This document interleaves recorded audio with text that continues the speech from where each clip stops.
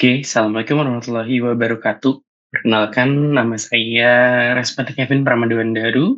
Di sini saya akan menjelaskan tentang physical method untuk mengkarakterisasi material solid. Salah satunya adalah find defect. Oke, sepertinya di video-video sebelumnya sudah dijelaskan oleh Bu Haryati, Bu Dia Susanti, Bu Fania Mita, dan lain-lain. Dan di sini saya akan menjelaskan khusus terkait bagaimana cara kita mengkarakterisasi material solid, khususnya pada material yang memiliki defect. Salah satunya adalah point defect. Nah, di sini konten-kontennya kita akan membahas sedikit tentang hukum diffractions, lalu juga ada macam-macam diffraction method. Salah satunya adalah XRD, lalu ada neutron diffraction, electron diffractions. Cuma ini kita bahas sedikit saja, tidak terlalu banyak. Di mikroskopis juga ada SEM, TEM, STM, dan AFM. Nah, lalu yang terakhir ada spektroskopis. Jika waktunya memungkinkan, akan kita bahas lebih spesifik lagi, hingga semuanya kita bisa bahas. Oke, langsung saja. Ini adalah generations of X-ray, di mana X-ray pertama kali itu dipelajari, diteliti oleh Wilhelm Röntgen pada tahun 1901, dan ini memiliki mendapatkan Nobel Prize ya, si Profesor Wilhelm Röntgen ini. Di mana ini adalah electron bombarding of metal anodes, lalu secara continuous, secara berlanjut, meradiasi ke electron stopping gitu. Nah, ini teman-teman bisa melihat di sini ada X-ray emissions due to the electron transitions. Jadi seperti ini secara konsep. Nah, teman-teman bisa melihat ya, ternyata di sini ada beberapa kulit atau ada beberapa filter pada X-ray. Jadi ada copper, ada juga molybdenum. Di mana filter yang digunakan itu biasanya dari copper itu adalah nikel. Kalau molybdenum itu biasanya filter yang digunakan adalah niobium. Oke, nah ini adalah sistem di dalam interaction di dalam X-ray beam dengan material. Jadi di sini ada fluorescence X-rays, ada scattering X-ray, ada transmitted, ada panas, ada elektron, dan ini adalah template substance-nya. Nah, di dalam elektron ini ada composition circle elektron, ada Auger, ada photoelektron.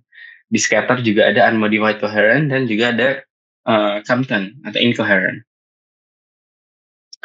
Lalu berikutnya terkait perkembangan proses dengan sistem X-ray. Nah, ini ada beberapa peneliti yang sudah fokus untuk menggunakan diffraction, terutama pada kristal dari sebuah materials. Nah, ini pertama kali diteliti oleh berikutnya dilanjutkan oleh Max von Lowe, terus kakak beradik William Henry Bragg dan William Lawrence, di mana first kind of scatter process to be recognized was discovered by Max von Lowe. Jadi Profesor Lowe ini mendapatkan award terkait physics 1914, di mana dia di mana dia menemukan tentang diffraction dari X-ray diffraction dari si kristal itu sendiri. Nah, ini ada kolaboratornya, dan setelah itu Bragg's equation, kalau teman-teman nanti bisa mempelajari di bagian XRD. Nah, ini diffraction condition, di mana require wave-like interference effect, dan kita sangat membutuhkan wavelength yang mengcomparable dengan interatomic space. Nah, ini ada hitungannya lambda H per mv. Jadi lambda yang bisa kita temukan itu sekitar 0,1 nanometer. Jadi teman-teman bisa memperhatikan ini hanya cuma sebatas teori saja. Nah, ini juga what is delta K, di mana ini adalah functional dependence EP or EK, where wave factor K2P per lambda, di mana for photon Ini teman-teman bisa memperhatikan sendiri teorinya. Nah, di sini tadi seperti yang saya bilang, ada Braggs diffraction law, di mana hukumnya lambda sama dengan 2 desin theta, yang akhirnya menghasilkan delta K sama dengan Y. Ini juga ada law conditions, kita hanya memperhatikan saja. Ini adalah sebuah sistem perhitungannya mereka, di mana X-ray yang dipancarkan dan memantulkan. Nah, ini adalah beberapa diffraction method, ya teman-teman. Di sini ada powder diffractions, di mana ada powder crystalline sample, lalu ada identification of crystalline compound, ada Liu method, single crystal dan crystal symmetry. Mungkin kalau teman-teman sudah mempelajari tentang crystal structure, ini pasti sudah jauh lebih paham terkait ini. Lalu ada single crystal diffraction, ada rotation of the single crystal, ada atomic positions in crystals. Oke, nah ini adalah break condition for X-ray diffraction, di mana ini tadi ya, delta K sama dengan G. Jadi di mana ada incoming beam, lalu dipantulkan diffraction beam dengan sudut yang sama, yang akhirnya bisa membentuk 2 theta dalam degree yang bisa kita mendeterminasi dari unit cell. Nih salah satu contohnya ini adalah iron in true body center cubic cell. Jadi ini Fe di dalam unit cellnya BCC. Lalu ini ada absence due to lattice centering. Ini adalah perhitungan di mana kita mencari HKL, jadi kulit dari si kristalinnya, dari material FCC. Ini mungkin salah satu contohnya yang sangat umum itu adalah palladium metal, memiliki FCC unit cell. Jadi ini 200 plants have spacing A per 2. Jadi based on these calculations ya teman-teman. The reflection from 200 plants is out of phase with the 100 reflection. Nah, ini sebetulnya karena kita beri irisan, kan ini 200, dan kita iris potong setengah, teman-teman. Ini karena efek dari si pancaran si beam. Makanya akhirnya memantulkan. Akhirnya kita bisa awalnya kita bisa bilang ini adalah 200 karena sel dari unit itu adalah bentuknya kubus ya. Nah, kita belah teman-teman dari diffractionnya. Jadi ini menghasilkan reflection efficiency crystal system in dice must all odd or even. Jadi secara ganjil ataupun secara genap. Nah, ini ada beberapa pattern dari common types of simple crystal structure. Nah, ini adalah BCC, normalnya adalah HKL, gitu. Seperti ini.